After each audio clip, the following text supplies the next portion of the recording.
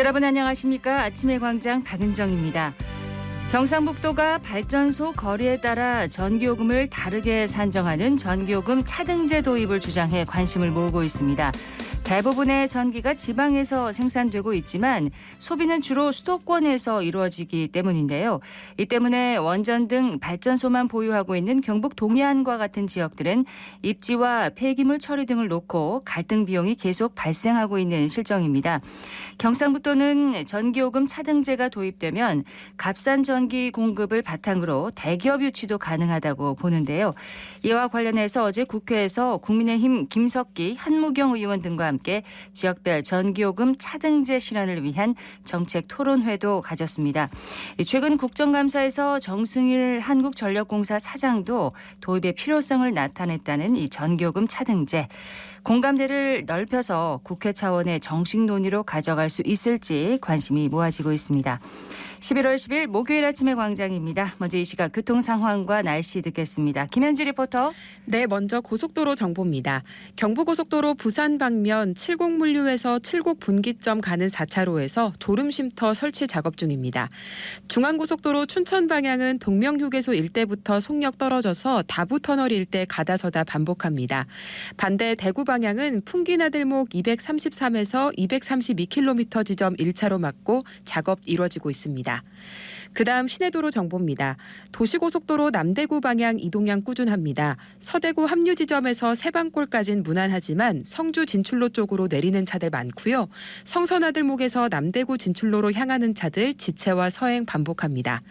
반대 서대구 방향은 남대구 요금소 지나 성선아들목까지 속력 떨어집니다.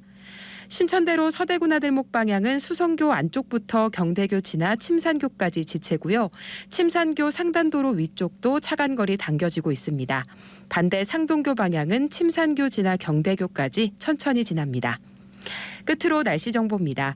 오늘은 가을 불청객이라 할 수 있는 초미세먼지 주의하셔야겠는데요. 대기 확산 지수 낮은 단계 보이면서 초미세먼지 농도 나쁨 단계 보이고 있습니다. 외출하실 때 미세먼지용 마스크 착용하시고 호흡기 질환이 있는 분은 장시간 야외 활동 피하시는 게 좋겠습니다. 오늘도 낮과 밤의 일교차 크게 벌어지면서 늦가을 날씨 보이겠습니다. 현재 기온은 6.3도, 습도는 87%입니다. 지금까지 김현지였습니다. 지역 시사정보 프로그램의 중심 KBS 대구 제1라디오 아침의 광장을 듣고 계십니다. 목요일 아침의 광장입니다. 8시 33분 지나고 있습니다. 자, 오늘 아침 지역의 주요 뉴스부터 살펴보겠습니다. 뉴스민의 천영길 기자, 경향신문 백경렬 기자 함께합니다.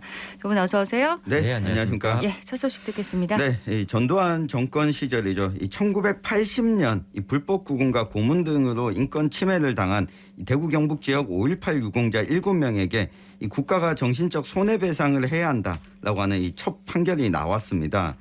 지난 10월 21일에 이 서울중앙지방법원에서 이 판결을 내린 건데요. 이 재판부가 7명 중에 6명과 이 망자가 된 1명에 대해서는 이 유족 2명에게 이 손해배상금을 지급하라고 이 주문을 했습니다. 네. 이 내용을 보면 이 1980년 당시에 대구에서 5.18 유공자가 왜 있지? 하시는 분들도 계실 텐데 이 당시 광주에 좀 실상을 알리기 위해서 이 경북대학생 6명과 영남대학생 1명이 알려드립니다라고 하는 내용으로 이 광주항쟁의 실상을 알리는 유인물 5,000부를 6월 14일에 대구 시내에 배포를 했습니다. 그러니까 대구 지역에 배포를 한 거죠? 그렇습니다.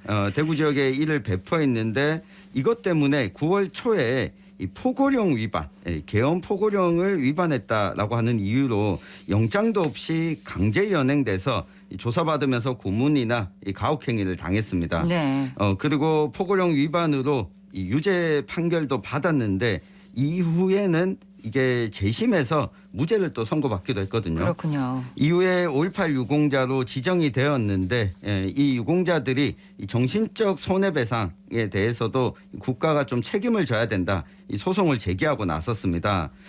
특히 2021년이죠. 헌법재판소에서 이 국가 차원의 유공자에 대한 예우와 별도로 이 정신적 손해배상에 대한 개인 청구권도 이 소멸하지 않는다라고 결정하면서 이 전국적으로 약 1,000여 명 정도가 이 개별적 집단 소송에 나섰거든요. 네. 이 대구 경북 지역에서도 이번에 첫 이 판결이 나왔지만 또 다른 판결도 기다리고 있는 상황입니다. 네.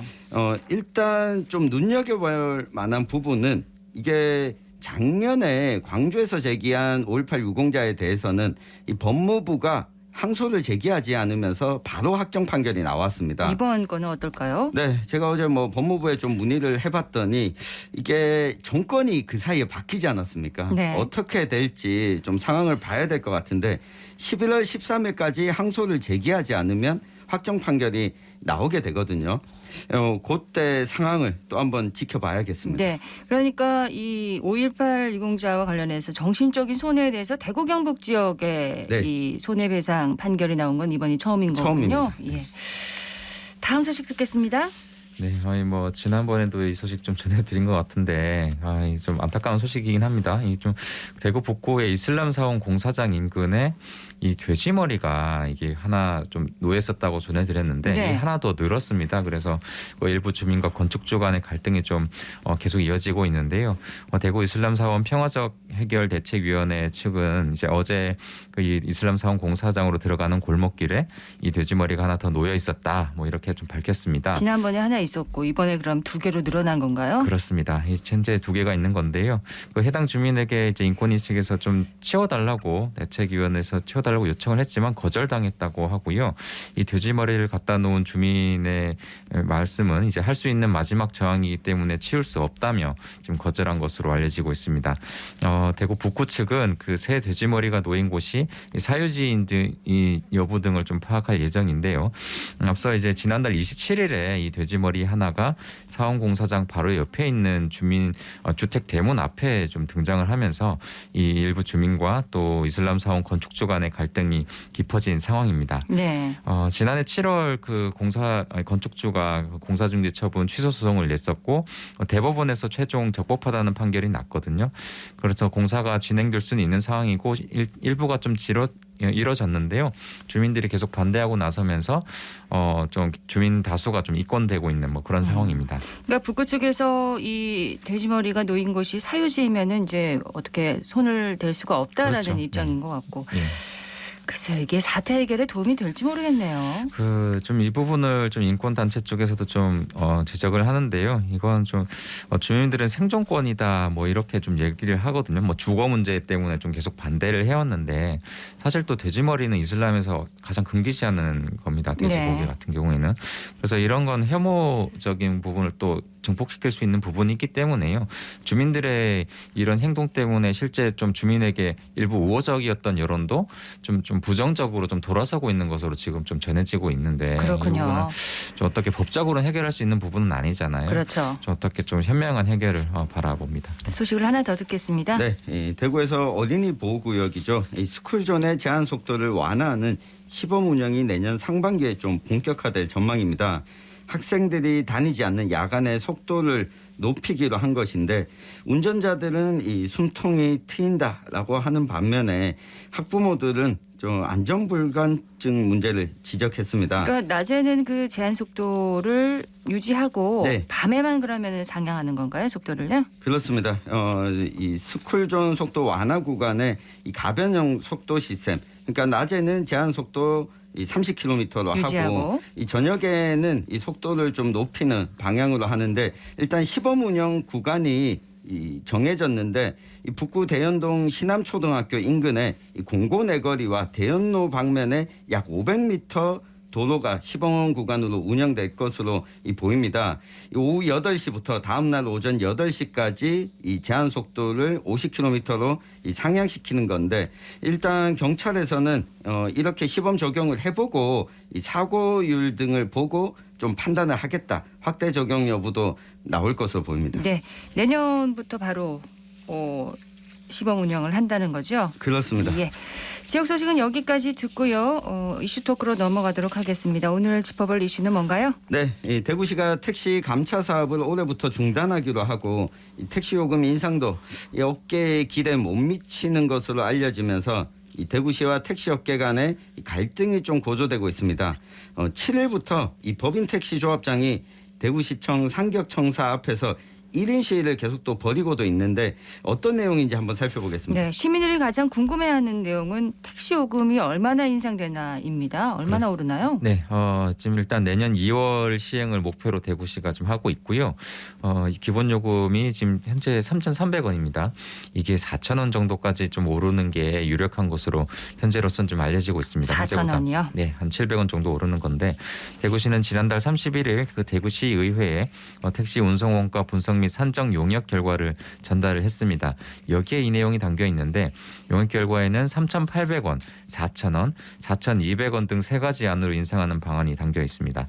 택시 요금 인상안은 앞으로 그 시의회 검토 과정을 거쳐서요.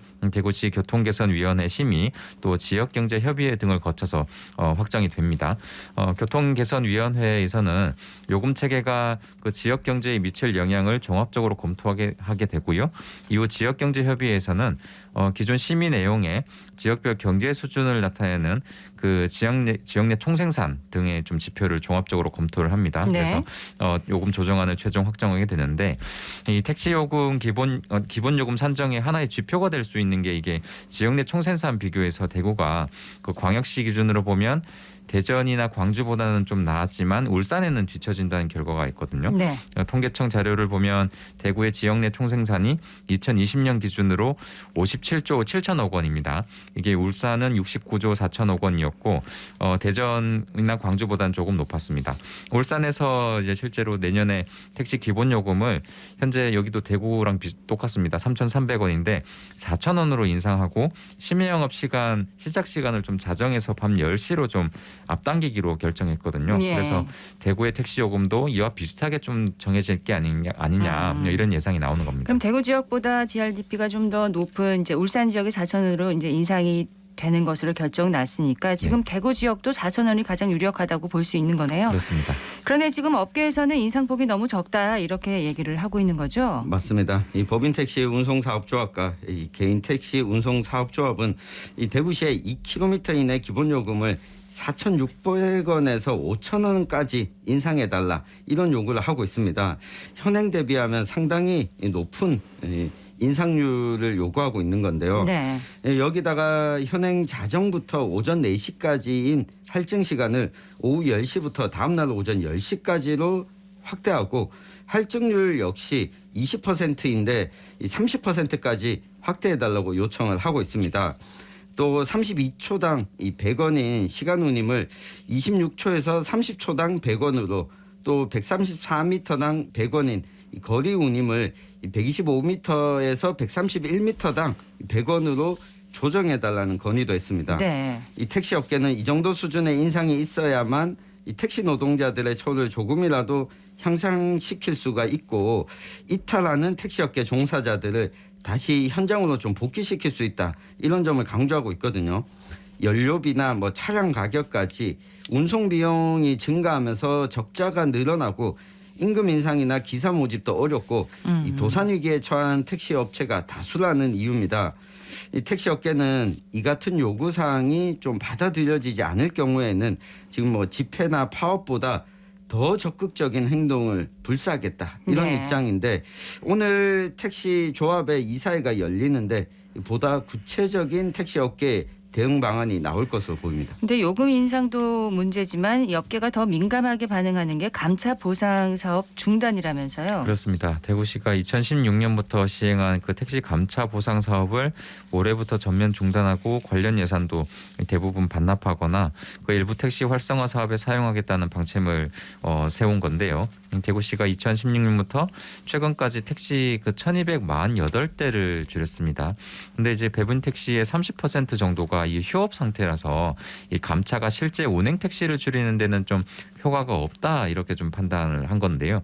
또 이제 코로나19 시기를 겪으면서 이 법인 택시 기사가 좀 많이 감소했습니다. 그래서 오히려 택시 기사 부족을 좀 걱정해야 될 상황이 됐다는 게 이제 대구시의 입장인데 대구시는 그 택시 감차 사업이 그 서울, 대전이 이제 2017년 이후 중단됐고 광주도 2020년 이후 중단되는 등 대구 이외에도 좀 중단한 곳이 많기 때문에 이런 움직임이 움직임이 좀 있다. 뭐 이렇게 설명을 했습니다. 그러면 감차 사업 대신에 이제 택시 활성화 사업에 예산을 사용하겠다는 건데 이 택시 활성화 사업이라면 구체적으로 뭘 뜻하는 건가요? 네, 올해 감차 사업비가 31억 원이었거든요.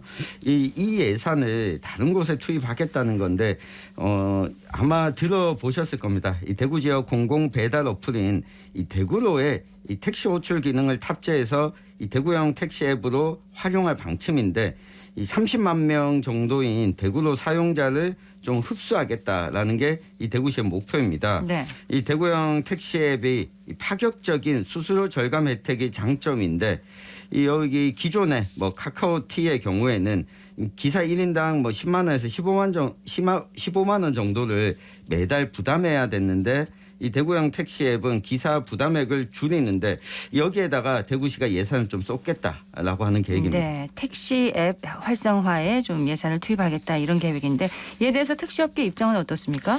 네, 업계에서는 다른 지자체와 비교해서 이 대구시의 택시업계 지원책이 좀 약하다. 그리고 또 감차 사업 중단으로 인해서 경영 차질까지 좀 심각하다 이런 입장인데요. 특히 운송 원가 상승으로 그래도 만성적인 적자에 시달리는 가운데 이 감차 보상금을 회사 운영비로 쓰려던 계획이 좀 무산이 되면서 이게 안 그래도 좀 힘든 그 경영 사정에 좀 비상이 걸렸다는 게 이제 업계의 주장입니다. 예.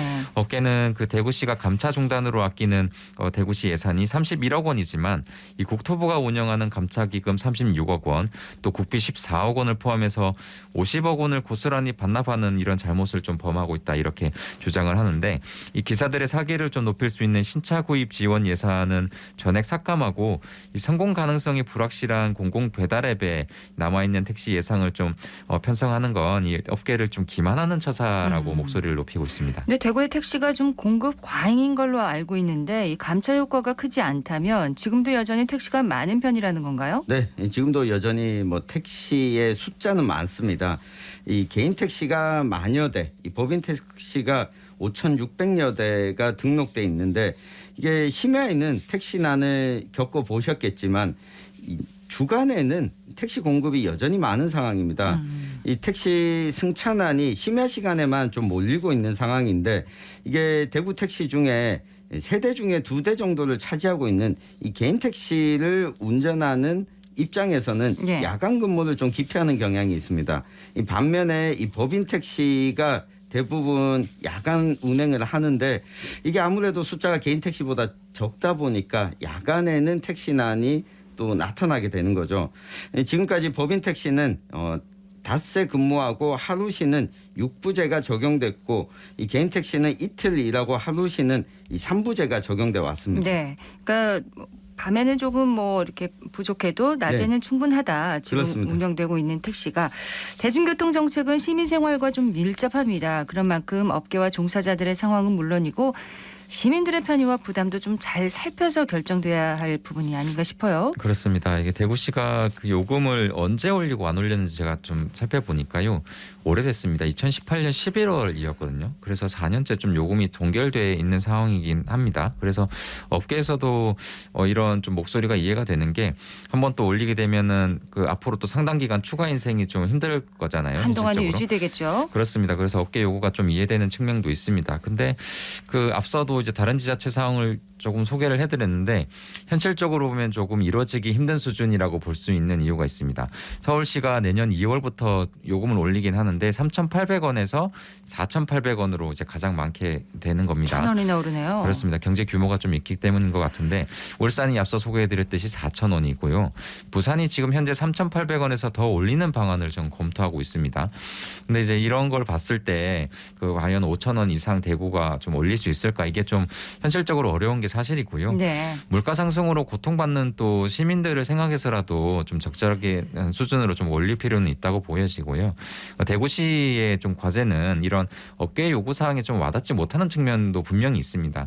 이런 걸 좀 고려를 해서 지원책을 두텁게 좀 마련하려는 노력이 있어야 될 것으로 보입니다. 네. 네, 업계에서는 이 노동자들의 처우 개선을 위해서 요금 인상이 필요하다 이렇게 요구하고 있는데 사실 그간에 보면 택시 노동자들의 처우 개선이 이루어진 부분은 보면 좀 제대로 없었던 것 같거든요. 이 부분에 대해서 구체적 좀 방안을 택시조합에서도 내놔야 이 요금 인상에 대해서 이 시민들의 반발도 좀 줄어들지 않을까 싶습니다. 감차 중단과 요금 인상설에 택시업계와 또 대구시의 갈등이 고조되고 있다는 소식 정리해드렸습니다. 뉴스민의 천영길 기자, 경향신문 백경렬 기자였습니다. 두 분 고맙습니다. 감사합니다. 네, 고맙습니다.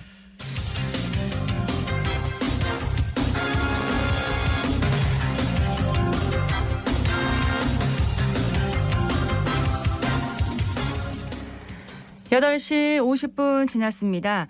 아침밥은 꼭 먹어야 한다. 이런 말 주변에서 많이 들어보셨을 겁니다. 대구시 중구보건소가 학교를 찾아서 아침밥 대용할 수 있는 떡을 나눠주면서 아침 결식 예방 캠페인을 진행했다고 합니다. 서유리 리포터가 현장 다녀왔다고요? 네, 하루 시작을 아침밥으로 고고고라는 캠페인 현장에 다녀왔는데요. 너무 좋네요. 네, 너무 좋죠. 활기찬 느낌이 드는데 네. 보건소 직원들은 우리 쌀로 만든 떡을 학생들에게 나눠주면서 아침밥 먹기의 중요성을 알렸습니다. 이 행사는 사대부중 축제 기간에 열려서 보건소에서는 건강 영양 상담도 함께 진행을 하고요. 또 금연과 절주, 손 씻기까지 함께 홍보했는데요. 아침밥을 나눠주는 현장의 소리 듣고 이어서 황석선 중구보건소장에게 아침밥의 중요성 들어봤습니다. 지금 꼭 먹어봐요. 감사합니다. 잘 먹겠습니다. 식사 꼭 챙겨 드세요. 그래야 키도 크고 건강합니다. 네. 떡을 주시네요. 감사히 잘 먹겠습니다. 간식 속에 설탕이 얼마나 들어있는지 나와 있잖아요. 네. 근데 이 중에서 생각보다 좀 설탕이 많이 들어갔다 이런 거 있을까요? 생각보다 바나나 우유에 많이 들어있는 게 굉장히 놀라운 것 같습니다. 청소년기에 아침 식사를 하는 거는 여러 가지 면에서 많이 중요합니다. 물론 제일 많이 성장하는 시기이기 때문에도 중요하고요. 그다음에 아침을 안 먹고 오면 아무래도 좀 힘이 없어요. 그러다 보면 집중력도 좀 떨어지고 그다음에 식사하는 거에 비하면 학습 능력도 좀 떨어질 수가 있습니다. 그리고 또 이 면역력도 많이 저하가 될 수 있습니다. 요즘 또 날씨도 추운데 여러 가지 또 지금 시기에 유행하는 감염병 거기에 대한 막아낼 수 있는 면역력을 키워야 되는데 아침 식사를 하고 오지 않는다면 아무래도 면역력 저하도 있을 수 있습니다. 위산이 계속 있는 상태에서 식사를 하지 않으면 위장장애를 좀 초래할 수 있거든요. 또 결식을 하면 그 다음 끼니 때 폭식을 하는 경우가 있어요. 건강상의 문제가 생길 수 있기 때문에 아침밥은 반드시 챙겨서 먹는 것이 중요하다 할 수 있습니다. 네, 참 좋은 취지입니다. 이 아침 결식 예방 캠페인 이번이 처음 열린 건가요? 이 캠페인은 2010년부터 시작을 했으니까 꽤 긴 기간 동안 진행이 됐고요. 그러네요. 네, 지금까지 중구에 있는 24개 학교 1,500여 명을 대상으로 행사를 진행했습니다. 이 청소년기는 신체적, 정신적으로 모두 중요한 시기잖아요. 그럼요. 네, 그래서 이 시기에는 식사나 영양, 운동 같은 여러 가지 면에서 고른 발달이 필요하죠. 그래서 여러 청소년들에게 아침밥을 꼭 먹자고 얘기를 하는 건데요. 이 학생들은 등굣길에 맞은 뜻밖의 이벤트에 입꼬리가 한껏 올라가 있었습니다. 네, 평소 아침 식사와 행사에 대한 학생들의 이야기 들어볼게요. 2학년 2반 박향유입니다. 오늘 아침에 학교에서 떡을 나눠주시더라고요. 떡을 좋아하기도 해서 이번 아침 좀 더 든든하게 보낼 수 있을 것 같습니다. 8시 20분까지 등교를 하면 되고 그 전에 이제 아침밥을 먹고 와야 하기 때문에 보통 무거운 걸 먹으면 학교에 와서 졸린 기운이 없지 않아 있어서 가볍게 먹고 오는 편입니다. 보통은 맨날 먹기는 하는데 안 먹을 때면 좀 더 배고프고 집중이 안 되는 경험이 있습니다. 갑자기 학교에 왔는데 아침에 이런 행사를 해서 사실 놀랍기도 했지만 기분은 좋았고 위에 반에 올라가 보니까 친구들이 벌써 떡을 먹고 있더라고요. 근데 맛있다고 하면서 좋아하는 걸 보니까 종종 해주면 감사하겠습니다. 2학년 2반 황동희라고 합니다. 아침을 결식하지 말고 잘 먹자라는 의미로 탄수화물인 이제 떡을 나눠주면서 홍보를 하고 있는 걸 볼 수 있는 것 같습니다. 쫀득쫀득해서 저희가 자주 생각하는 떡의 느낌이 나서 친근했고 또 견과류도 조금 들어있어서 고소했던 것 같습니다.